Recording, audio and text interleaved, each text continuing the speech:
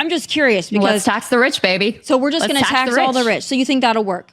You think if you just tax all the rich people that they're just going to Tommy, you don't think rich people should pay a little bit more? No. You don't think the rich people are shirking their burden? I mean, the extraordinary amount of wealth that has been consolidated in the hands of the wealthy. Krystal Ball of Breaking Points went on Tomi Lahren's show, conservative commentator Tomi Lahren's show, to talk about Zohran Mamdani and his policies. We're going to take a look at these clips of Krystal Ball debating with Tomi Lahren. I will share my thoughts on this as well. Let's get into it together.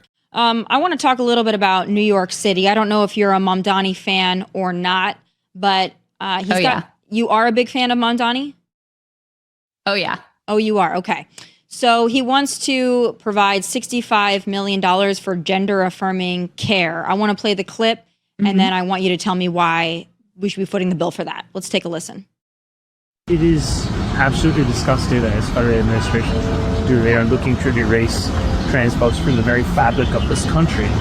And it's up to us to actually show what leadership can look like. And one of the things that we've said, beyond saying we're ethnic to racism for LGBTQIA plus enrollers, beyond saying we're going to establish an office of LGBTQIA plus affairs, is also that we're going to provide $65 million of funding for gender-affirming care, the same amount of funding that the federal government will pull out from local providers for net premiums.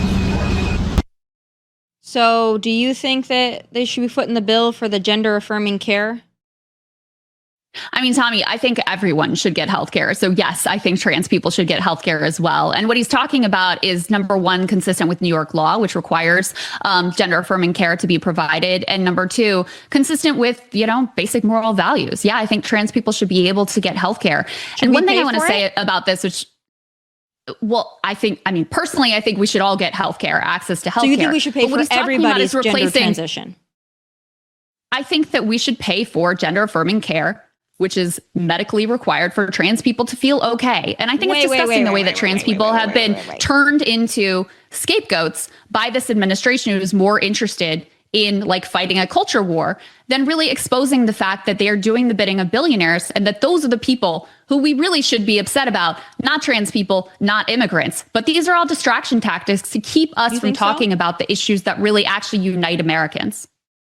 I'm not so sure paying for gender-affirming care or transitions for everybody is necessarily something that unites Americans. I think there was a pretty effective ad leading up to the election last year. That's definitely twisting my words. That's the opposite of what I said. What I said is the tactics are used to divide and distract from the fact that Trump is giving away the store to his billionaire buddies. So no, he wants to do that. And I support him doing that, by the way. And I also support him not running away from the issue. And this is part of what people like about Zohran. Putting the issue specifics aside, they like that he stands on business. He's sort of like the Democrats' Trump in a way. Maybe that'll make sense to you. He doesn't run away from his views. He stands on business. He says things that get people, oh my God, I can't believe he said that. I can't believe he said he'd stay here in New York City rather than run to Israel first thing when he's elected. And he's like, yeah, that's what I think. The fact that he actually fights for something and stands for affordability and being New York first, that's exactly why people have found him so incredibly appealing. Is it affordable to pay $65 million for gender-affirming care or $100 million for free lawyers to help illegals facing deportation? Is that in the best interest of New York City and their budget? Well, you may not be aware, but there are a lot of immigrants and there are a lot of queer people in New York City. So yes, there is a segment of New York society that will benefit. But more to the point, Zohran's politics are a unifying politics because he's led his campaign with, hey, let's bring down the cost of public transportation. Hey, let's make it so that people can afford childcare, so that childcare could actually be free. Hey, let's make sure people can actually afford rent in the city. And how is he going to do leadership, which has mostly been, well, let me get to that in a second. Most leadership in New York City has been Democratic, and they have turned the city into a playground of the rich. And so many working middle class people have been forced out of the city. He's saying, what if we ran the city actually for all of us? So we prioritize people who are working and middle class being able to actually live here. So I'll give you, I'm sure you are familiar with, some of his policy proposals, and I'm not going to go through all 30 or whatever. But the top of the list, he's got free childcare. He's got free public buses. He's got an affordable housing surge plus a rent freeze for rent-controlled apartments. And he's got, this pilot program that got a lot of attention for the public subsidized grocery stores to help in places that are food deserts. Yeah, so these are honestly very modest proposals that help to get the housing and the affordability crisis under control in a very expensive city. I mean, how is he going to pay for the free for everybody? I'm just curious because let's tax the rich, baby. So we're just going to tax all the rich. So you think that'll work?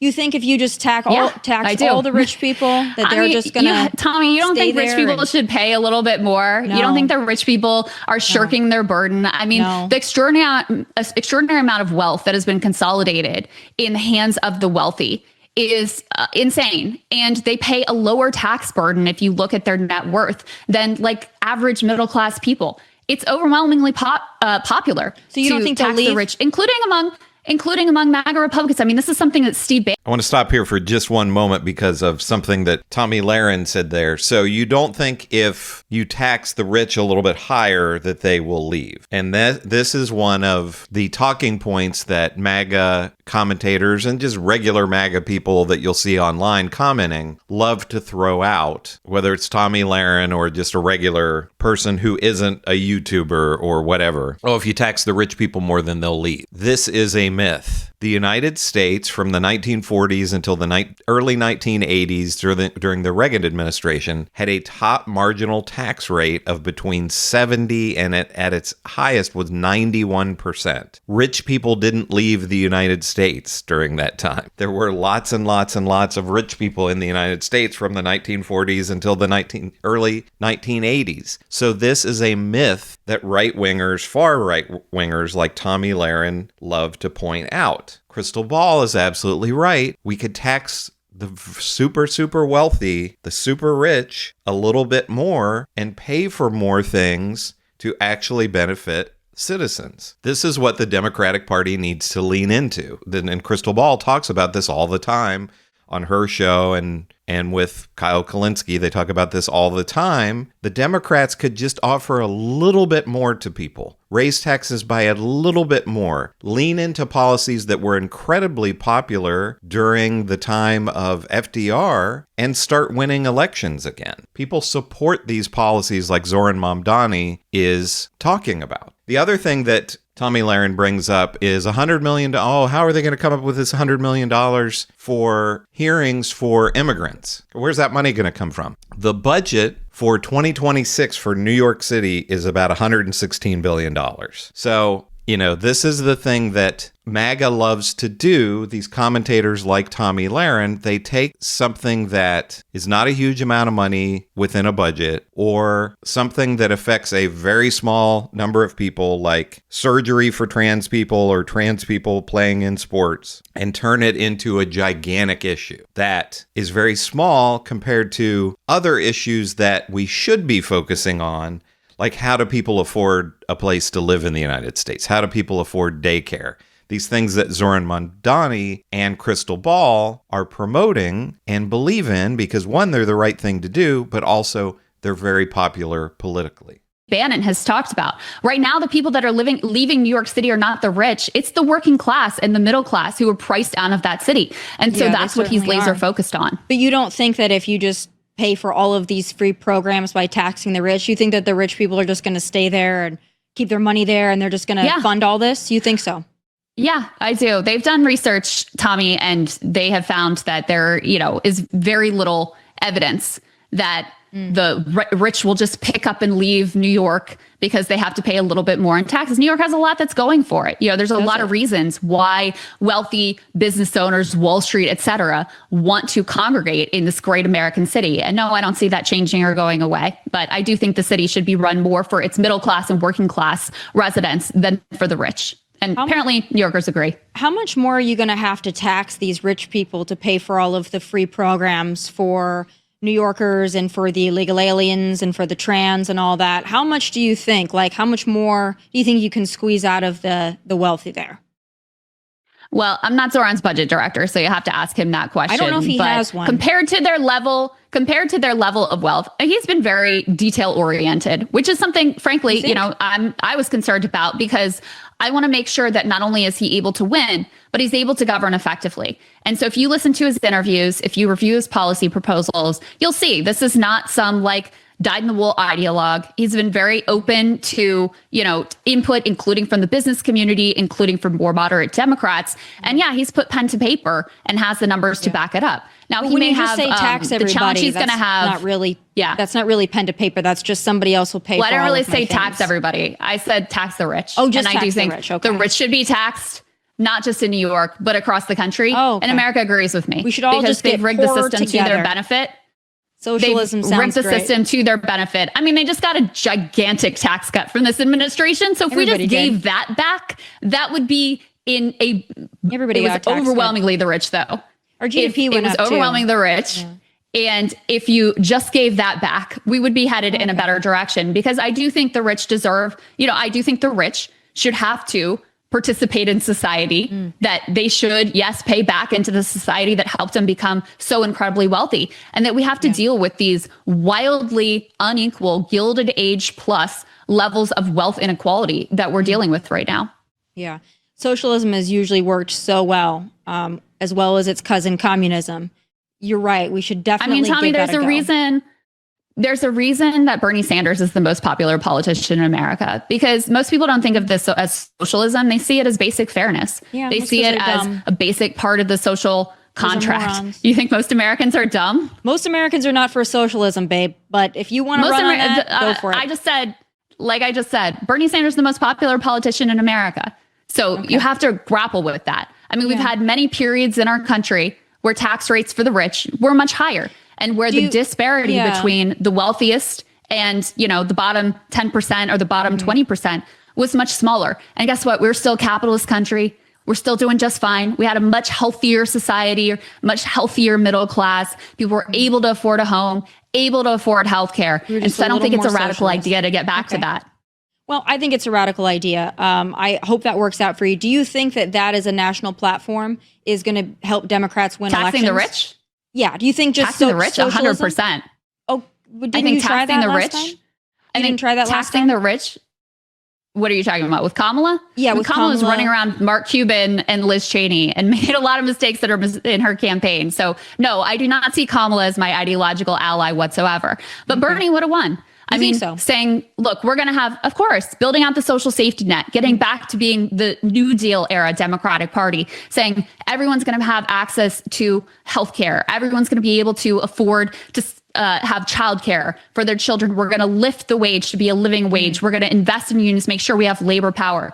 That is an overwhelmingly popular message. In fact, where does it work? Yeah, where does that concept work? It worked in America. Tell me, it works in America during the New Deal era. That's where it works. Is it working? You don't have to look overseas. We can look to our own history. The best example, right? California probably the best example. We're going to pay the fast food workers this, and we're going to have illegal aliens on healthcare and Medi-Cal and all this stuff. Would you cite that as an example of where this type of governance works, or this type of economics works? I mean, again, Gavin Newsom is not my ideological ally. I'm not a liberal. I'm a leftist. I'm a democratic socialist. He vetoed universal or blocked universal health care from coming to fruition. Because they couldn't even afford to provide it for the illegals, California has one of the most vibrant economies in the entire world. Looks like now, they also have a mass affordability crisis, as does New York City, as does every major city, basically, in the country. So I think we need to dramatically address the affordable housing crisis. And that's part of what Zohran has been running on. So I took a look. There's only 26% of the country that actually opposes his core policy proposals that he ran on. So do I think it's a national message? Of course. I think Democrats would have done much, much better if they focused on these core economic issues. I hope that you guys stick with that, and I hope that Mamdani is your poster child, and I hope that you run on it. I'm not going to give you any feedback because I, too, hope that is the direction that you go. I think that's a great idea. You don't think taxing the rich is popular? I think you Tommy, should. you don't think tax the rich is popular? I think you guys should talk to Steve Bannon about this. He has a different idea. Well, I'm not a Steve Bannon apologist either, but I think you guys should run on that. I'm not going to interject, and I think that all illegal aliens should stay. You should make them all citizens. I think that you should tax the rich. I think you should provide trans surgeries for everybody. I think you should have all the men and the women's. I think we should have healthcare across the board for everybody. I think you guys should just stay on this. For all people. Yeah. I think you guys should just stay on that message. I think it's going to work out really nice for us. So I'm not in any way going to ask you to change course. I think that's a great idea for you guys. So Krystal Ball is making actual policy points and using facts, and Tomi Lahren just responds with snark, which is what I don't know why all of the MAGA people are like this. They're all so smug and snarky and just make faces while the other person is talking. And, Tomi Lahren's response to Krystal Ball when she says Bernie Sanders is the most popular politician in America is he's dumb. He's dumb. No actual pushback on actual points of policy. And of course, as Krystal Ball is pointing out here, Tomi Lahren doesn't seem to know history when she says, where has that ever worked? When does that work? And she says the United States. When, as I brought up before, the 40s through the 80s, we had the largest middle class in the world that the world had ever seen created during those times. But of course, the super rich, they didn't want that. And they have been fighting against all of these New Deal policies ever since. And that's why everything is falling apart. We had the Great Depression, and we're seeing very similar, in the 1920s, we're seeing very similar events happening and policies in place that were in place during the 1920s. The economy collapsed. FDR came in and dug us out of that and built a strong middle class. We're seeing the same thing happening all over again. Everything is collapsing. Donald Trump's horrible policies are going to throw us into a recession or a depression. Things are going to get bad again, maybe not in exactly the same way because the world is different, but things are bad and they're going to get worse. And if the Democrats are smart, which I don't know that they are, unfortunately, but they will go back to these FDR era policies similar to that, like Krystal Ball is talking about and Zohran Mamdani is talking about. That's what we're going to need to get us out of this and build up the middle class once again. The middle class has been chipped away by the super rich, by the Elon Musk types, by the Donald Trump types. And Krystal Ball is exactly correct when she says these are the policies that we need, and these are popular policies. Tomi Lahren scoffs at that because she's a propagandist. She's a misinformation and disinformation specialist. I don't even know if she understands a lot of these things that Krystal Ball is discussing here. Krystal's obviously more intelligent than Tomi Lahren is. And Tomi Lahren may believe all these things, I don't know, but her job is to spread misinformation and disinformation and to be a propagandist for MAGA views, where we're going to put all of our focus on what trans people are doing instead of, hey, how do we have more affordability for all Americans? And we can do that by taxing the rich a little bit more. They're not going to leave the country. They're not going to leave New York City. That's a myth. And these policies even work with Republicans. During Trump's first administration, when they lowered taxes on the rich, gave them a big tax break, 75% of Republicans opposed that. So even Republicans are against lower taxes on the rich. They understand that the rich need to pay more, but they get people to vote for them, Donald Trump, MAGA, and the other Republican politicians, with social issues like, oh, trans people are going to be in your kid's bathroom. But let me know what you think about all of this. Do you agree with the points that Krystal Ball is making with Zohran Mamdani, that these FDR-like policies that are not radical are what we need in New York City and the United States? Or do you agree with Tomi Lahren that Zohran Mamdani is a communist who's going to destroy the country and turn us into California, quote unquote? Again, I love that Krystal Ball brings up the fact that California is like the 4th or 5th largest economy in the world, but they act like it's this hellscape where everybody's starving to death, I guess. But let me know what you think in the comments. Make sure to give me a like and subscribe. I'm Chris on Culture, and I will see you in the next video.